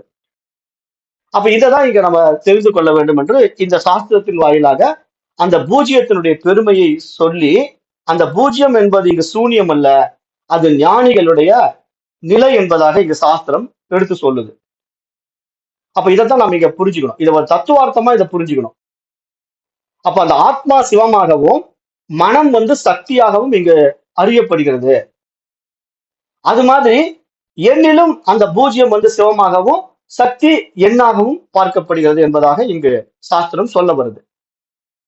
அப்ப அதனாலதான் இங்க வந்து மதிப்பு கூட்டுற ஒரு விஷயத்த வந்து நம்ம 1, 5ங்கிற எண்ண இலக்கங்களை வந்து நம்ம போட போடவே அந்த மதிப்பு கூடிக்கிட்டே வர்ற மாதிரி இங்க மனசானது தன்னுடைய எண்ணங்களை விரிவுபடுத்தப்படுத்த இந்த உலகமானது விரிந்து கொண்டே போகுது. அப்ப இந்த உலகம்ங்கிற விரிவுக்கு ஏதாவது எல்லை இருக்கா அப்படின்னு பார்த்தா எல்லையே கிடையாது, இன்ஃபினிட்டி. ஏன்னா இதுக்கு வந்து இங்கதான் தொடங்குது இங்கதான் முடியுது ஏதாவது சொல்ல முடியுமா அந்த பூஜ்யத்தை? அப்ப அந்த பூஜ்யத்தினுடைய தொடக்கமும் முடிவும் சுற்றி கொண்டே இருக்கு. எங்க ஆரம்ப புள்ளியில தொடங்குதோ அது ஒரு வட்டத்தை முழுமைப்படுத்தி மீண்டும் அந்த ஆரம்ப புள்ளிக்கே வந்து சேர்ந்தாலும் அந்த இயக்கம் நிறுத்தப்படுவது கிடையாது. மீண்டும் அந்த இயக்கம் இருந்து கொண்டே இருக்கு. அப்ப இந்த பேரண்டம் என்பது ஒரு சக்தியின் ஆற்றலாக இங்கு இயங்கிக் கொண்டிருக்கிறது. அந்த இயக்கம் தான் இங்க சிவத்தினுடைய வெளிப்பாடான ஈஸ்வரனாக பார்க்கப்படுகிறது, சக்தி என்பதாக பார்க்கப்படுகிறதுன்னு சாஸ்திரம் சொல்லுது. அப்ப அதை நம்ம இங்க புரிஞ்சுக்கணும். அந்த அடிப்படையில இங்க பூஜ்யம் என்பது வட்டம் என்பதாகவும், அந்த வட்டத்தினுடைய ஒரு ஆரம்ப புள்ளி வைக்கப்பட்டு அதன் பிறகு வட்டம் முழுமையாக வரையப்பட்டு மீண்டும் அந்த ஆரம்ப புள்ளிக்கே வந்து அந்த வட்டம் முடிவடைந்தாலும் அந்த சுழற்சியானது சுழன்று கொண்டே இருக்கிறதுனால அதனுடைய தொடக்கமும் முடிவும் ஒன்றிணையக்கூடிய அந்த புள்ளியில அது வந்து சேர்ந்து சேர்ந்து போய்கிட்டு இருந்தாலும் அந்த ஆதியும் அந்தமும் அறிய முடியாத நிலையில அந்த இயக்கம் இயங்கி கொண்டிருக்கு. அந்த இயக்கத்துல இங்க மனம்ங்கிற ஒரு மிகப்பெரிய விஷயம் இந்த எல்லையற்ற இன்ஃபினிட்டியாக விரிந்து கொண்டே போய்கிட்டு இருக்கு. அதனாலதான் இந்த பேரண்ட பெருவெடிப்பு வந்து சயின்ஸ் என்ன சொல்லுது அப்படின்னா பிக் பேங் தியரியா சொல்லுது. இப்ப நம்ம வந்து அந்த வட்டம் வரையும் போது ஒரே ஒரு புள்ளி தானே வைக்கிறோம். அந்த புள்ளி வந்து ஒரு டாட். அந்த டாட் வந்து கண்ணுக்கு தெரியாத ஒரு நுண்ணியதாக இருக்கு. அது மாதிரி இங்க அணுவும் கண்ணுக்கு தெரியாத ஒரு நுண்ணியதாகத்தான் இருக்கு. அணு வந்து நம்ம சாதாரண கண்களால் பார்க்க முடியாது. அப்ப அணுவை நம்ம பார்க்கணும்னா அதுக்கான நுண்ணோக்கி வேணும். அப்ப நம்ம ஒரு மைக்ரோஸ்கோப்பை வச்சு அந்த அணுவை நம்ம பார்க்கும் போதுதான் அந்த அணுக்குள்ள இருக்கக்கூடிய புரோட்டான் எலக்ட்ரான்லாம் நமக்கு தெரியும். அப்ப அந்த நுண்ணிய அணு ஒரு இயக்கத்துல இருந்தாலும் அந்த அணு வந்து என்ன சொல்லுது சயின்ஸ், ஆரம்பத்துல ஒரே ஒரு அணுத்துகள் இருந்தது, அந்த அணுத்துகள் வெடித்ததுனால பிக் பேங் தியரி மூலமா இந்த அண்டம் விரிந்தது அப்படின்னு சயின்ஸ் சொல்லுது. ஆனா இங்க நம்ம சாஸ்திரம் என்ன சொல்லுது, அந்த அணுத்துகள் வந்து எங்கிருந்து வந்ததுன்னு கேக்குது நம்ம சாஸ்திரம். அப்ப அந்த அணுத்துகளை உண்டாக்கியவன் யார், அந்த அணுத்துகளிலிருந்து இப்படிப்பட்ட ஒரு பிரம்மாண்ட உலகத்தை வெளிப்படுத்தியவன் யார், அதற்கான ஆற்றல் எங்கிருந்து கிடைத்தது அப்படின்னு சயின்ஸ் கிட்ட கேள்வி கேட்டா சயின்ஸ்னால சொல்ல முடியல. அதனால சயின்ஸ் இன்னைக்கு வரைக்கும் ஆராய்ச்சி பண்ணிட்டே இருக்கு. ஆனா நம்ம சாஸ்திரத்தில் வந்த சான்றோர்கள் எல்லாம் என்ன பண்ணிட்டாங்கன்னா அந்த அணுத்துகளுக்கு ஆதாரமாக இருக்கக்கூடிய அந்த அறிவை அறிந்து விட்டார்கள். ஏனென்றால் அந்த அணுத்துகளுக்கு ஒரு ஆதாரமா அறிவு இருக்கு. அந்த அறிவு தான் அந்த அணுத்துகளை படைச்சிருக்கு. அந்த அணுத்துகள்ல இருந்து படைக்கப்பட்ட இந்த பிரம்மாண்ட பேரண்டம் அதனுடைய சக்தி ஆற்றலாக வெளிப்பட்டு இருக்கு. அப்ப அப்படிப்பட்ட பேரண்ட பெருவெளிய எது படைக்குதுன்னா அறிவு தான் படைக்குது. அப்ப அந்த அறிவு அணுத்துகள் வாயிலாக படைத்தாலும் சரி, அது மனதின் வாயிலாக படைத்தாலும் சரி, அந்த அறிவுக்கு வேறாக அது இல்லை என்பதை நாம் இங்க புரிந்து கொள்ள வேண்டும். ஏன்னா நம்ம சயின்டிபிக்கலா போனோம்னா, சயின்ஸ் ரீதியா போனோம்னா நமக்கு வந்து அணுத்துகள் தான் இந்த உலகம் விரிவதற்கு காரணமா இருக்கு. ஆனா நம்ம சாஸ்திர ரீதியா போனோம்னா நம்முடைய மனம்தான் இந்த உலகம் விரிவதற்கு காரணமா இருக்கு. அப்ப இந்த ரெண்டுக்குள்ள வித்தியாசத்தை சரியா இங்க நீங்க புரிஞ்சுக்கணும். ஏன்னா இங்க வந்து நீங்க சயின்ஸ் ரீதியா போனீங்கன்னு வச்சுக்கீங்களேன், அணுவின் மூலமா இந்த அண்டம் விரிஞ்சுதுன்னு சொன்னா அப்ப இந்த அண்டத்தினுடைய விரிவை வந்து அறிவியல் ஆராய்ச்சி பண்ணிட்டே இருக்க தவிர இன்னைக்கு வரைக்கும் அதுக்கு ஒரு முடிவு சொல்ல முடியல இல்லையா? எந்த சயின்டிஸ்டும் இது வரைக்கும் சொல்லவே கிடையாது. எவ்வளவோ விஞ்ஞான வளர்ச்சி நம்ம அடைஞ்சிட்டோம். ஆனா அந்த பிக் பேங் தியரிக்கு உண்டான ஃபார்முலாவை இன்றைக்கு வரைக்கும் யாரும் சரியா ப்ரூவ் பண்ணவே இல்லை. கடைசியா இப்ப வர்ற சயின்டிஸ்ட் கூட என்ன பண்றான், அது கடவுள் துகள்ங்கிற லெவல்ல வந்து நின்று இருக்கான், காட் பார்ட்டிகல் சொல்றான். ஆனாலும் அந்த காட் பார்ட்டிகல் ஒரு பேரை தான் அப்படி வச்சானே தவிர சயின்டிஸ்ட் அதை வந்து காடுன்னு ஒத்துக்கிறது கிடையாது. அப்ப அவங்களுக்கு பொறுத்த வரைக்கும் கடவுளுங்கிற ஒரு விஷயத்துக்குள்ள வரவே மாட்டாங்க சயின்டிஸ்டுகள்லாம். அதனால இங்க சாஸ்திரம் என்ன சொல்லுது, இவர்கள் இதை வைத்துக் கொண்டு புறத்திலே என்ன ஆராய்ச்சி பண்ணாலும் அந்த பேரறிவை, அந்த பேரண்டத்தை அனுபவமாக்கவே முடியாது. அது எல்லையற்றதாக இன்ஃபினிட்டியாக போயிட்டே இருக்கும். அப்ப நீங்க ஏதாவது ஒரு டிராவலிங்ல ராக்கெட்லயே போனா கூட போய்கிட்டே இருக்க வேண்டியதுதான். அது எங்க தொடங்குது எங்க முடியுதுங்கிறத கண்டுபிடிக்க முடியாது. அப்ப நம்ம சாஸ்திரம் என்ன சொல்லுது, ஆதியும் அந்தம் இல்லாத அந்த இறைவனை, அது நம்முடைய தர்மத்துல கதைகள் எல்லாம் சொல்லப்பட்டிருக்கு இல்லையா, அடிமுடி காணா அண்ணாமலை அப்படின்னு ஒரு கதை இருக்குல்ல. அந்த கதையில என்ன சொல்லுது, அந்த சிவபெருமான் வந்து அப்படியே வளர்ந்துகிட்டே போறாரு, அவருடைய அடியை காண முடியல, முடிய காண முடியல பிரம்மாவும் விஷ்ணு டிராவல் பண்ணும்போது. காரணம் என்னன்னா அவரு எல்லையற்று விரிஞ்சுக்கிட்டே போறாரு. அப்போ ஒரு அடியும் முடியும் காண முடியாம அந்த தேவர்களே திரும்பும் போது, அப்ப அந்த அடியும் முடியும் யார் அறிவார்கள் என்றால் அந்த அறிவு மட்டும்தான் அறிய முடியும். அந்த அறிவுக்கு வேறாக அது பிரம்மாவாக இருந்தாலும் சரி விஷ்ணுவாக இருந்தாலும் சரி அறிய முடியாது. அந்த அடிப்படை உண்மையை நம்ம இங்க சாஸ்திரத்தோட எடுத்துக்கிட்டு வந்து தத்துவார்த்தமா பொருத்தி பார்த்தீங்கன்னா, இங்க எதை அறிய வேண்டுமோ அந்த அறிவாக நானே இருந்து கொண்டு என்னுடைய சுயமாகவே இருந்து கொண்டு எனக்கு வேற ஒரு படைப்பின் மூலமாக அதை நான் பார்க்க முயற்சி செஞ்சேன்னா அது என்றைக்குமே சாத்தியமாகாது. அதனாலதான் சயின்ஸ் வந்து ஃபால்ஸ் ஆயிடுச்சு. சயின்ஸை பொறுத்த வரைக்கும் எப்பயுமே ஆல்வேஸ் ஃபால்ஸ் தான். என்னதான் அது கண்டுபிடிப்புகளை புதுசு புதுசா சொல்லிட்டு இருந்தாலும் புதிய விஞ்ஞானிகள் வரும்போது என்ன சொல்லுவாங்கன்னா அது பழசை வந்து ரிஜெக்ட் பண்ணிடுவான். இப்ப புதுசா வேற ஒரு கண்டுபிடிப்பை சொல்லி அது அந்த அறிஞர் கண்டுபிடிச்சது சரியில்லை, நான் கண்டுபிடிச்சதுதான் சரி அப்படின்னு அதுக்கான சில ஃபார்முலாஸ் எல்லாம் அவன் கொண்டு வந்து ப்ரூவ் பண்ணுவான். அப்ப இப்படித்தானே ஒவ்வொரு ஐசக் நியூட்டன் கண்டுபிடிச்சதை வந்து ஐன்ஸ்டீன் மறுத்து பேசினாரு, ஐன்ஸ்டீன் கண்டுபிடிச்சது இன்னொருத்த வந்து மறுத்து பேசுவான். இப்படிதான் இந்த சயின்டிஸ்டுகளுடைய வாதங்களா இருக்கும். ஆனா நம்ம சாஸ்திரம் பொறுத்த வரைக்கும் பல ஆயிரக்கணக்கான ஆண்டுகளுக்கு முன்னாடியே இது வெளியே தேடாம தன்னுள்ள தேடி கண்டுபிடிச்சு ஒரு கன்க்ளூஷனை கொடுத்துருச்சு, ஒரு முடிவை கொடுத்துருச்சு. அது என்ன சொல்லுதுன்னா, இங்க இருப்பது ஒன்றே, அந்த தூய அறிவே ஆத்மா மட்டும்தான் இருக்கு, அதுதான் பூஜ்யம். அந்த பூஜ்யத்துக்குள்ள இப்படி மிகப்பெரிய ஒரு ராஜ்யம் உண்டாவதற்கு எது காரணமாக இருக்குன்னா அறிவின் அதிஷ்டானத்தில் வருகின்ற மனசு தான் காரணமாக இருக்கு. அப்ப அந்த அறிவின் மூலம் வெளிப்பட்ட அறிபவன் அறியப்படும் பொருள்களை உண்டாக்குது. அப்ப அறிபவன் மூலமாக அறியப்படும் பொருள்கள் எல்லாம் அறிபவனுக்கு வேறாக இல்லை. ஏன்னா அறிபவன் தான் அதை படைக்கிறான், அந்த அறியப்படும் பொருள்களை படைக்கிறான். அப்ப அறிபவன் படைக்கப்பட்ட உண்டான பொருள் அறியப்படும் பொருளாக இருந்தாலும் இந்த அறியப்படும் பொருளும் அறிபவனும் அறிவின் அதிஷ்டானத்தில் தான் வெளிப்பட முடியும். அறிவு இல்லைன்னா அறிபவனும் கிடையாது, அறியப்படும் பொருளும் கிடையாது. இது நம்முடைய சனாதன தர்மத்தின் வழிவந்த சாஸ்திரம் சுட்டிக்காட்டி அந்த அறிவு எங்க இருக்குது அப்படின்னு நீ விசாரணை பண்ணி பார்த்தீங்கன்னா கடைசியில் நீதான் அது அப்படிங்கறத நமக்கு எடுத்து ரொம்ப லகுவா புரிய வைக்குது. அதுதான் இங்க தத்துவமசிங்கிற மகா வாக்கிய உபதேசம். இப்ப இந்த சாஸ்திரத்தை சொல்ல வந்த மகான் ஞானி சுரேஸ்வராச்சாரியார் மகா வாக்கிய உபதேசத்தை தான் இங்க எடுத்துக்கிட்டு சொல்லிட்டு இருக்காரு. தத்துவமசி, நீ அதுவாகவே இருக்கின்றாய் என்ற மகா வாக்கிய உபதேசத்தின் அடிப்படையில நீ அதுவாகத்தான்ப்பா இருக்கிற அப்படின்னு சொல்றாரு. அப்ப நான் எதுவாக இருக்கிறேன் அப்படின்னு நான் விசாரணை பண்ணி பார்க்கும்போது அந்த தூய அறிவாய் அந்த பிரம்மமாய் நான் இருக்கிறேன்.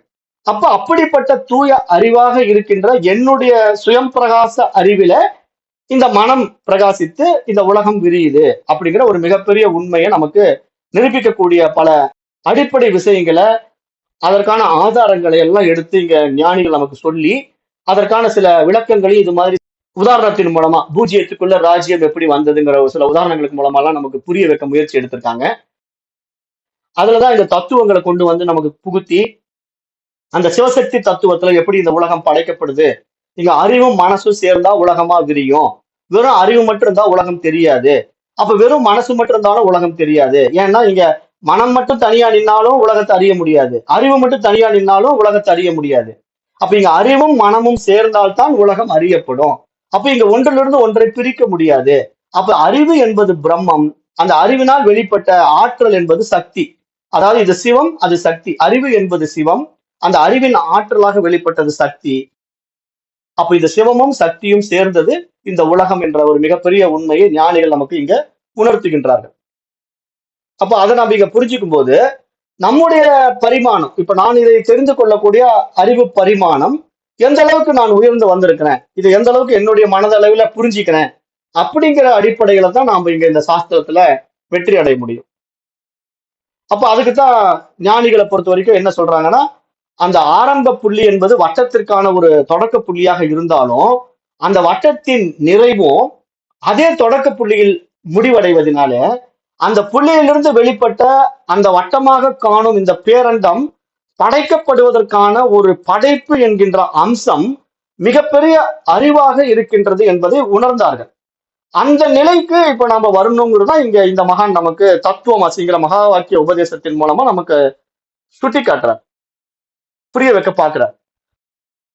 அப்போ இங்க நம்ம அறியப்பட வேண்டிய அரிதான உண்மை என்னன்னா, இந்த உலகம் தோன்றுவதற்கான அந்த மைய புள்ளி அல்லது நாம் வைத்துக்கொண்ட அந்த அணு எப்படி இங்க வெளிப்பட்டது அப்படின்னு பார்த்தா, அந்த அறிவு தன்னில் தானாய் தன்னிடத்திலேயே தன்னை அறியும் அனுபவத்திற்காக உண்டாக்கப்பட்டது என்பதாக இங்க புரிந்து கொள்ள வேண்டும்.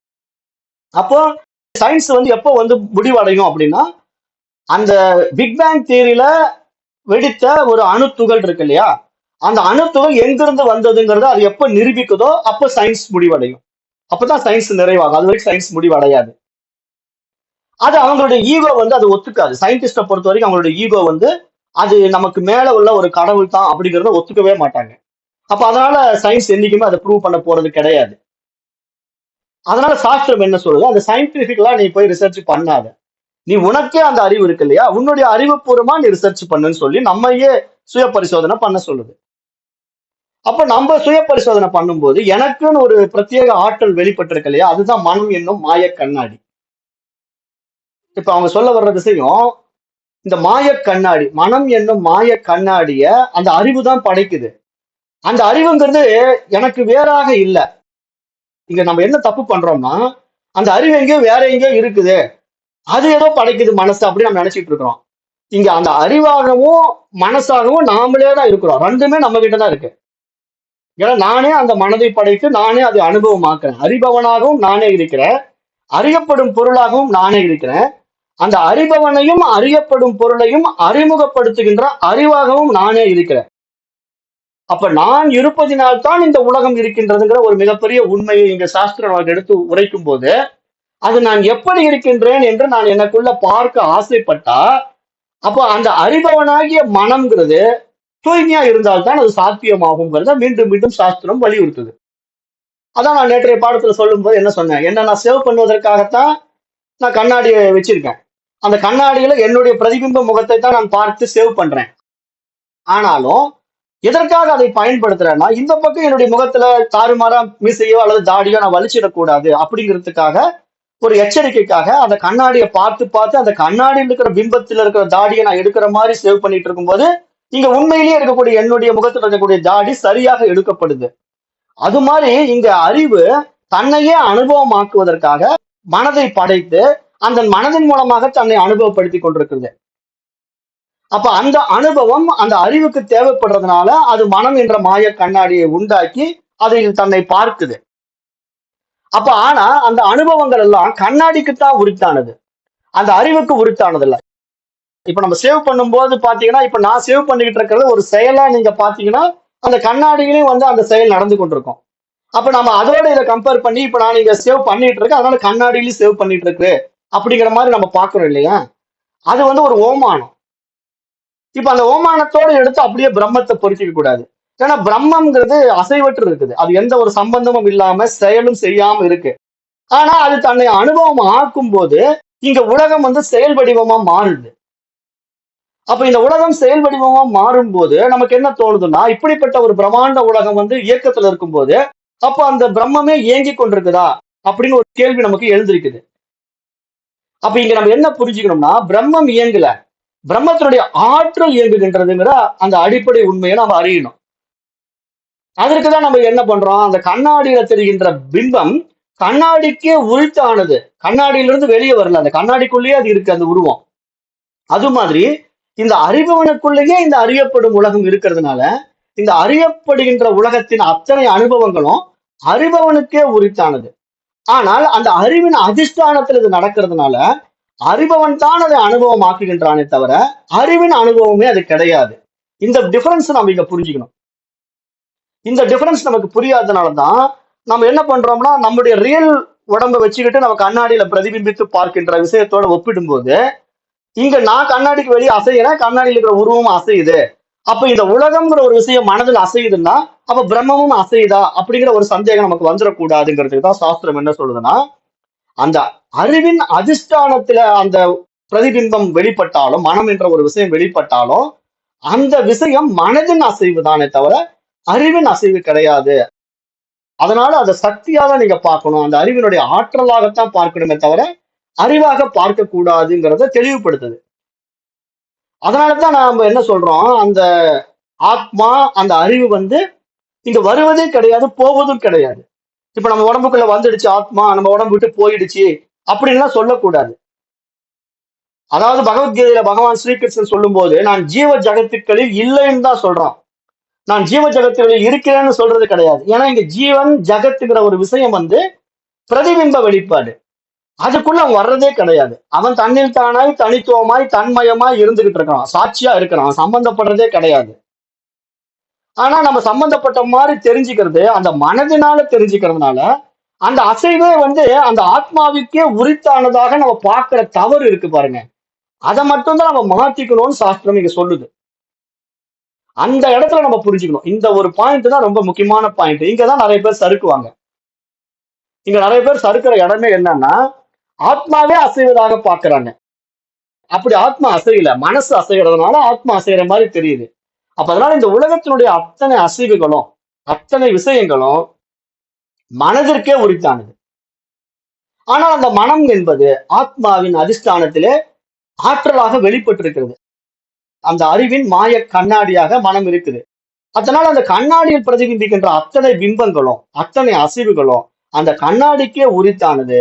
அதற்கு வெளியே இருக்கக்கூடிய அறிவுக்கு சம்பந்தமே கிடையாது. ஆனால் அந்த கண்ணாடி அறிவின் அதிஷ்டானத்தில் படைக்கப்பட்டிருக்கிறதுனால அதுல அறிவு சம்பந்தப்பட்டது போல தெரியுது.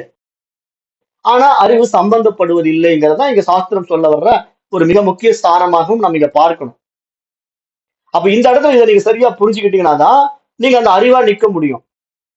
அப்பதான் அசைவற்ற தன்மைங்கிறது என்னன்னு புரியும், சும்மா இருங்கிறது என்னன்னு புரியும்.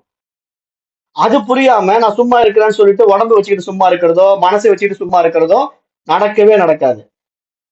ஏன்னா நிறைய பேர் இது புரியாம இந்த உடம்ப நிறுத்திக்கிறேன், நான் போய் நிர்விகல்ப சமாதியில உட்காந்துக்கிறேன், அப்படி அசைவிக்காம உட்காந்துக்கிறேன்னு சொல்றதும், அல்லது நான் மனசை நிக்கிறேன் மனோநாசம் பண்றேன் அப்படின்னு சொல்லிட்டு மனசையே வேலை செய்யாம நிறுத்த முயற்சி செய்வதும் மிகப்பெரிய ஒரு முட்டாள்தனம். ஏனென்றால் அப்படி ஒரு நிலைமை மனதிற்கு கொடுக்கறதுனால அந்த மனோ நாசத்தினால இந்த உடலும் நாசமாகிவிடும்.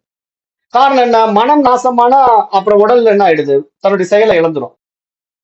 ஏன்னா இந்த உடல் இயங்குவதற்கு மனம்தான் ஆதாரமா இருக்கு. அதான் நான் ஏற்கனவே உதாரணம் சொன்னேன். நான் ஒரு லட்டு சாப்பிடணுங்கிற எண்ணமே அந்த மனம் தான் உண்டாக்குது. என்னுடைய உடல் ஒண்ணும் உண்டாக்கல. என்னுடைய நாக்கு லட்டை கேட்கல, மனசு தான் லட்டை கேட்குது. ஆனா மனசு லட்டை கேட்ட உடனே அந்த ஆசை மனதிலிருந்து வெளிப்பட்டு அந்த மனதின் மூலமாக வெளிப்பட்ட அந்த அறிவின் அதிஷ்டானத்துல லட்டு படைக்கப்படுது. அதை எப்படி தயார் பண்ணணுங்கிற ஒரு அறிவு என்னிடத்திலேயே புத்தி சக்தியாக விரியுது. அந்த லட்டை நான் தயார் பண்றேன், அதை உருவாக்கி சாப்பிடுறேன். சாப்பிடும்போது அந்த ருசியை நாக்கின் வழியா தான் நான் ருசிக்கிறேன். ஆனா அந்த நாக்கின் வழியாக ருசிப்பதும் அந்த லட்டை தயாராக்குவதற்காக என்னுடைய புலன்களை நான் பயன்படுத்துவதும் இந்த உடலை நான் பயன்படுத்துவதும் எல்லாமே இந்த உடலும் மனமும் தான் செய்யுது. ஆனா இந்த இத்தனை அனுபவங்களும் எதற்கு உரித்தானது, சூட்சம மனதிற்கு உரித்தானது. அப்ப நீங்க இப்ப கவனிச்சு பாத்தீங்கன்னா இந்த மனசு இதுல அனுபவம் ஆகிறதே கிடையாது, இந்த உடலுக்குள்ள அனுபவம் ஆகிறதே கிடையாது. இந்த அனுபவங்கள் பூரா உடலுக்கு தான் நடந்துட்டு இருக்கு. ஆனா அந்த சுவையை ரசிச்சு ருசிச்சு சாப்பிட்டு ஆஹா அருமையா இருக்கு லட்டு அப்படின்னு சொல்றது மனசு தான் சொல்லுது. இப்ப நீங்க இதை கவனிச்சு பாருங்க, ஆழமா கவனிச்சு பார்க்கணும். இதெல்லாம் ரொம்ப ஆழமான விஷயம். அந்த மனம் உண்மையிலேயே ஒரு பருப்பொருள் கிடையாது. நீங்க கையில புடிச்சு பாத்தீங்களா மனசை கண்ணுலயும் பார்க்க முடியாது, அந்த மனசை காதாலையும் கேட்க முடியாது, அந்த மனசை கையில புடிச்சியும் பார்க்க முடியாது. ஆனா அந்த மனசு லட்டு அனுபவமாக்குதா இல்லையா? அப்ப அந்த மனசு லட்டு அனுபவமாக்கி ஆஹா சூப்பரா இருக்குன்னு சொல்லுதுன்னா அதற்கான ஒரு பருப்பொருளா இந்த உடலும் புலன்களும் இருக்குது. ஆனா இந்த உடலும் புலன்களும் இருந்து கொண்டு இந்த அனுபவத்தை உடல் பெற்றது மாதிரி தெரிஞ்சாலும் அந்த தெளிவு வந்து மனசுக்கு தான் இருக்கு. அந்த லட்டு சூப்பரா இருக்குன்னு மனசு தான் சொல்லுது. நாக்கு சொல்றதே கிடையாது. அதுக்கு தான் நான் உதாரணம் சொன்னேன். நாக்கு சொல்வதாக இருந்தால், இந்த உடல் சொல்வதாக இருந்தால், இறந்து போன பிணத்துக்கிட்ட கொண்டு போய் நாக்குல ஒரு ஐஸ்கிரீம் வைங்க, ஒரு லட்டு வைங்க. அப்ப செத்து போன பணத்துல நாக்கும் இருக்குது, புலனும் இருக்குது, உடலும் இருக்குது. கொண்டு போய் லட்டையோ ஐஸ்கிரீமே வச்ச உடனே அந்த நாக்கு சுவைச்சு பார்த்துட்டு சூப்பரா இருக்குன்னு சொல்லுமா? அங்க சொல்லாது. காரணம் அது சமம். அது ஒரு ஜடம். அப்போ அந்த ஜடமான ஒரு பொருள்ல உணர்வு வந்தால்தான் அந்த சுவையை அனுபவமாக்க முடியும். அதனால இங்க நல்லா புரிஞ்சுக்கங்க. ஆத்ம அனுபவம், ஆத்ம அனுபூதி அப்படிங்கிற அத்தனை விஷயங்களும் மனதிற்கே உரித்தானது. ஆத்மாவிற்கு உரித்தானதே கிடையாது. ஆனா ஆத்மாவின் அதிஷ்டானத்தினால இந்த மனம் தன்னை அனுபவமாக்கி அது ஆத்மா இருப்பதனால அறிந்து கொள்கின்றதுனால இந்த உடலும் மனமும் இருக்கின்ற நிலையில விழிப்பு நிலையில அனுபவமாக்கப்பட வேண்டிய ஒரு நிலை என்பதாக இங்கு சுட்டி காட்டப்படுது. அதை நீங்க நல்லா புரிஞ்சுக்கணும். அந்த விழிப்பு நிலையில நீங்க அனுபவமாக்க தவறிட்டீங்கன்னா நீங்க வேற எந்த இடத்துலயும் அனுபவமாக்க முடியாது. காரணம் என்னன்னா ஆழ்ந்த உறக்கத்திலயோ நீங்க வந்து காரணத்துல போய் மனசு ஒடுங்கிடுது, அங்க உங்களுக்கு ஆத்ம அனுபவம் உண்டாகாது. கனவு நிலையிலையும் நீங்க வேறு ஒரு உலகத்தை படைத்துக் கொண்டு அங்க நீங்க அந்த உலகத்துல இருந்துகிட்டு இருப்பீங்க, அங்கேயும் நீங்க ஆத்ம அனுபவம் உண்டாக்க முடியாது. ஆனா விழிப்பு நிலையில இப்ப இந்த லைவ்ல நம்ம வாழும் போதே இந்த மனதையும் உடலையும் பயன்படுத்துவதற்கான சரியான தகுதி என்ன அப்படின்னா இந்த பகுத்தறிவு பரிமாணம் வேலை செய்யுது. இங்க மட்டும்தான் பகுத்தறிவு பரிமாணம் வேலை செய்யும். எப்போ? இந்த விழிப்பு நிலையில. நீங்க கனவு நிலையில இந்த பகுத்தறிவு பரிமாணம் வேலை செய்யாது. அதே மாதிரி ஆழ்ந்த உறக்கத்துல இந்த பகுத்தறிவு பரிமாணம் வேலை செய்யாது. அப்ப பகுத்தறிவு பரிமாணம் வேலை செய்யக்கூடிய ஒரு சரியான பக்குவமான சூழல் எது அப்படின்னு பார்த்தா இந்த விழிப்பு நிலை அனுபவம் ஒண்ணுதான். அப்ப இந்த விழிப்பு நிலை அனுபவத்துல நம்ம அந்த ஆத்மாவை அனுபவம் ஆக்கணும், அதுதான் நான் என்று என்னை நான் உணர வேண்டும் என்றால் அது நமக்கு இந்த விழிப்பு நிலை அனுபவத்தில் இருக்கின்ற விவேகத்தினால் தான் சாத்தியமாகும். வேற எந்த விவகாரத்தினாலும் சாத்தியமாகாது. நம்ம விவேகத்தை விட்டுட்டு வேற எந்த விவகாரம் பண்ணாலும் ஆத்மாவை அனுபவமாக்க முடியாது. காரணம் என்ன? அந்த அனுபவிக்கப்படும் பொருளாக நானே இருந்து கொண்டு எனக்கு வேறாத ஒன்றை நான் எப்படி அனுபவமாக்க முடியும்? நான் எதை அனுபவமாக ஆசைப்படுறனோ அது நானே. அதுதான் நான் உதாரணம் சொன்னேன். அந்த சர்க்கரை தன்னுடைய சர்க்கரையினுடைய இனிப்பு சுவையை தானே எப்படி அனுபவமாக்கும்? வாய்ப்பே இல்லை. அது மாதிரி என்னுடைய கண்களை நானே எப்படி பார்ப்பேன்? வாய்ப்பே இல்லை. அப்ப நான் இதை பார்க்க வேண்டும், இதை அனுபவம் ஆக்க வேண்டும் என்றால் அதற்கு உபாதி உண்டாக்கப்பட வேண்டும். அந்த மாதிரி ஒரு உண்டாக்கப்பட்ட உபாதி தான் இந்த மனசும் உடலும். அப்போ இந்த அறிவின் அதிஷ்டானத்தில் வெளிப்பட்ட இந்த மனமும் உடலும் அந்த ஆத்மாவை அறிவதற்கான ஒரு சாதனம் என்பதாகத்தான் நம்ம இங்க புரிந்து கொள்ள வேண்டும். அந்த சாதனத்தை கொண்டு அதை சாதித்து காட்டிக்கணும். அந்த ஆத்மாவை அனுபவமாக்கிக்கணும். இது வந்து இந்த விழிப்பு நிலையில தான் சாத்தியமாகும். வேற எந்த நிலையிலும் சாத்தியமாகாது. அப்ப இந்த விழிப்பு நிலையில எப்படி சாத்தியமாகும்னா விவேகத்தினால் தான் சாத்தியமாகும். வேற விவகாரத்தினால் சாத்தியமாகாது. அதை விட்டுட்டு நீங்க வேற பயிற்சிகள் பண்றேன், தவம் இருக்கிறேன், தியானம் பண்றேன், யோகா பண்றேன், மூச்சு பயிற்சி பண்றேன் அப்படின்னு என்ன செஞ்சாலும் அதெல்லாம் இந்த உடலுக்கும் மனதிற்கும் உரித்தான பயிற்சிகள் தானே தவிர அது ஆத்மாவை அறிவதற்கான ஒரு வாய்ப்பாக அமையாது. ஏன்னா அதெல்லாம் கால விரயம். அதுதான் நீங்க சொன்னார் இல்லையா, 10 நிமிஷத்துல போய் சேர வேண்டிய ஊரை 1 மணி நேரம் தாமதமா போய் சேருவதற்கு அவன் கையாண்ட அந்த வழிமுறை தவறு. சுற்றுப்பாதையில போறதுக்கும் ஒரு படகை பிடிச்சிட்டு போறதுக்கும் உண்டான அந்த விவேகம் இங்க தேவைப்படுதுங்கிறாரு. அப்ப அதைத்தான் இங்கே நம்ம புரிஞ்சுக்கணும். அப்ப அந்த அடிப்படையில இப்ப நம்ம இங்க இந்த சாஸ்திரம் சொல்ல வர்ற விஷயத்தை நம்ம ஆழ்ந்து யோசிச்சு பார்க்கும்போது இப்ப இந்த பூஜ்ஜியத்துக்குள்ள ராஜ்யம் வருவது எப்படி அப்படின்னா இப்ப நீங்க எங்கிருந்து வந்தீங்களோ அங்கேயே நீங்க போய் சேர்றது. அதாவது மூலத்திலிருந்து வந்து மீண்டும் மூலத்திலேயே போய் ஒடுங்குற அந்த நிலை தான் இங்க சாஸ்திரம் சொல்ல வர்ற முக்கிய விஷயம். அப்ப ஒரு விதையிலிருந்து வெளிப்பட்ட மிகப்பெரிய ஆலமரம் மீண்டும் அந்த விதையிலேயே போய் ஒடுங்குவது போல இங்கு நாமும் அறிவிலிருந்து வெளிப்பட்ட அந்த அவ்வியக்த நிலையிலிருந்து வெளிப்பட்ட இந்த வியக்தமான மனோநிலையானது இவ்வளவு விஷயங்களை அறிந்து கொள்ளுகின்ற பொழுது மீண்டும் தன்னுடைய மூலத்திலேயே போய் ஒடுங்குறோம். இப்ப நம்ம வந்து இந்த விஷயத்தை அறிந்து கொண்டு, அதாவது நனவு நிலையில விழிப்பு நிலையில இதை அறிந்து கொண்டு போய் நான் ஒடுங்கிட்டேன்னா அங்க என்ன ஆயிடுது? மனம் அந்த அறிவாக மாறி அவ்வியக்தத்துக்குள்ள போயிடுச்சுன்னா இனி அது பிறக்கவே பிறக்காது. இனி அந்த மனசுக்கு வேலை கிடையாது. ஆனா இது அறியாம நாம இருந்துட்டோம் அப்படின்னா நம்ம என்ன ஆயிடுவோம்? மீண்டும் மீண்டும் பிறவிக்கு வந்துருவோம். அதனாலதான் சாஸ்திரம் என்ன சொல்லுதுன்னா, இந்த நனவு நிலையில இந்த மனதையும் உடலையும் கொண்டு அந்த அறிவை அறிந்து கொண்டு இந்த உடம்பையும் மனசையும் நம்ம விடுகின்ற அந்த விதேக முக்தி நிலை இருக்கு இல்லையா, தேகத்தை விடுகின்ற நிலை, அது வாழும் போதே அடைய வேண்டிய நிலைன்னு சொல்லுது. அதாவது நீங்க உயிரோடு இருக்கும் போதே இந்த தேகத்தின் மீது அபிமானத்தை இழந்து விட வேண்டும். விதேகம்னா தேகமற்ற நிலை. ஜீவன் முக்தினாலும் அதுதான். அந்த மனமானது முக்தி அடைந்த நிலை, அது தன்னை திருப்திப்படுத்திக் கொண்ட நிலை. முக்தினாலே இங்க திருப்தி தான், அந்த நிறைவு தான். அப்ப அந்த நிறைவான நிலையை இங்க வாழும் காலத்திலே நீங்க அடைந்து விட்டீங்கன்னா, இங்க என்ன ஆயிடுதுன்னா மனதினுடைய பரிமாணம் அதுக்கு மேல அங்க விரிவடையாது. அது தன்னுடைய அறிவு நிலைக்கு உயர்ந்து விட்டது. அது தன்னுடைய பூரணத்துக்கு திரும்பி விட்டது. எங்கிருந்து வந்துச்சோ அங்கேயே போயிடுது. அப்ப அது இன்னும் மீண்டும் பிறக்காது. அது அவ்வளவுதான். அது தன்னுடைய அவ்வியக்தத்துக்குள்ள போய் நுழைஞ்சிடும். எங்கிருந்து வியக்தமாச்சோ அந்த மூலத்துக்கு திரும்பிடும்.